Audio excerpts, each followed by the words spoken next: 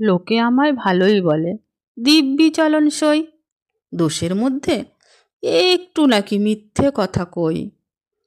ঘাটশিলাতে যাবার পথে ট্রেন ছুটেছে যখন, মায়ের কাছে বাবার কাছে করছি বকম বকম।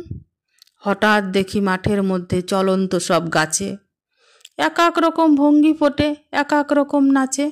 ওমা, দেখো নৃত্যনাট্য। যেই বলেছি আমি, মা বকে দেয়, বড্ড তোমার বেড়েছে ফাজলামি। চিড়িয়াখানায় নাম জানো তো আমার সেজো মেশর? আদর করে দেখিয়েছিলেন পশুরাজের কেশর।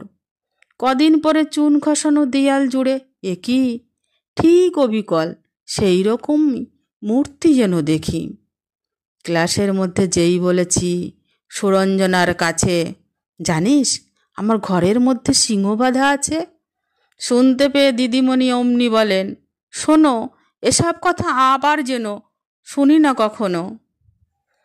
বলি না তাই সেসব কথা, সামলে থাকি খুব।